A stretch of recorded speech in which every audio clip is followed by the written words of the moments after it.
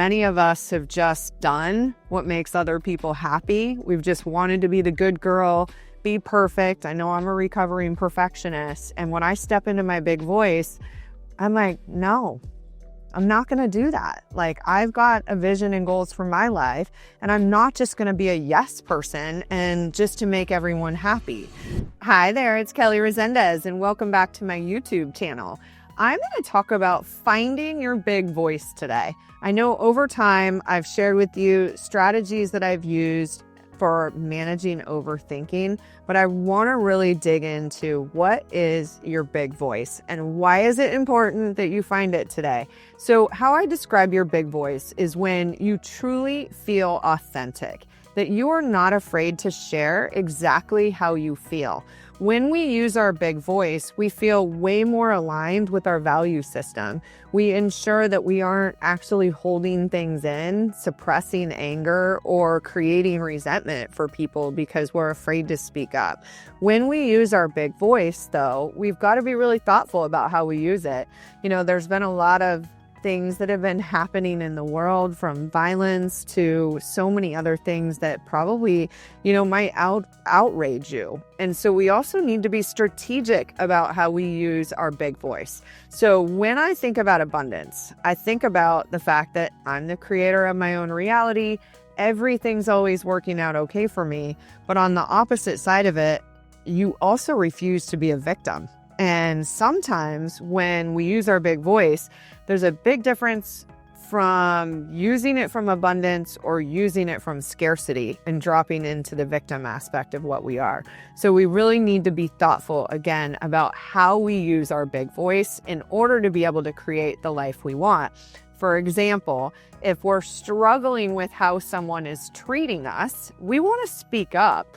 But what we don't want to do is drop into, you did this, you made me feel. We have to take total ownership for our part in whatever, the story is. And so I could share, like, I'm feeling really sad because of the following, but I'm certainly not going to blame them for the way that I felt. So you've got to take a little bit of time when you are triggered and you feel like you need to use your big voice in order to be able to make change in your life in how you communicate. You've got to just put some intentionality behind it. Now, sometimes what will happen is when I do know that I need to find my big voice and speak up, I'll sleep on it. I'll journal it out. I will, just take a breather before I actually address something with someone. And then I'm just going to share kind of a strategy that's worked really well for me that my neuroscience coach, Ellen Petrie-Lienz, shared with me. So one of them is just, when you want to use your big voice, always start with a shared vision. And this will work for an employee, your boss, a partner, your kids, whatever that is. Always start with just a shared vision for whatever it is that you want to do. And then step 2 is address the concern. And I'm worried that maybe we're not communicating. I'm worried that you're spending too much time with this friend group that might not be reflective of our family values. Or I'm worried that we're not hitting our numbers. And the third thing you're going to do is just ask them, is this something you worry about too?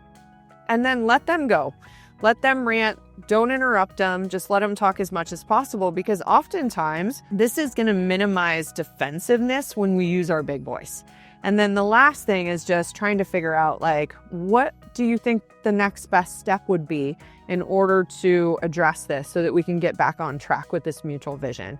And then how are we going to know that it works? This strategy has absolutely worked for me in so many situations, from parenting to working with coworkers or addressing maybe an issue with a partner as well. And so when we find our big voice, a lot of this is just about confidently approaching things. We don't want to hold them in, but also being very strategic about how we're going to deal with them. The power of using our big voice is that we're going to speak up about things, and we're going to probably help change whatever situation that we're in. So I know for me, using my big voice to speak up about how important it is that women find their big voice is one way that I do it. I can tell you the leadership numbers are pathetic. We've talked about it. Only about 10% of C-suite leaders are female. Only about 2.5% of venture capital is going to female founders. When we think about using our big voice, what if you start speaking up more to ask for the promotion, to ask for the raise, to ask for a career plan that you can work with somebody on to be able to take your life to the next level? What if you use your big voice to talk to your partner or your husband at home to say, hey, I really have a lot of career aspirations, but I'm giving way more than 50% of the things that need to be done in this household, and we need to really partner on this.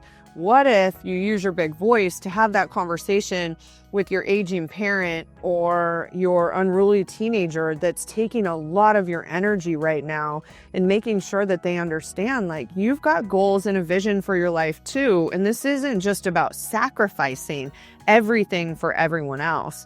Part of this big voice is that we are going to stand up to people pleasing.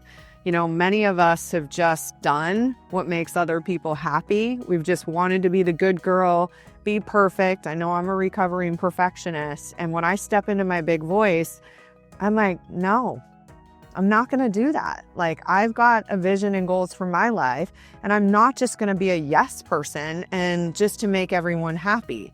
So using our big voice, there's just so many ways that we can make an impact in the world, whether it's jumping into, contributing to a nonprofit or advancing your career, improving your relationship. The number of things are endless. But what I can tell you, the greatest benefit for you of really stepping and finding this big voice is that you are going to embody confidence. You're going to start attracting opportunities for yourself because you are going to feel more joy.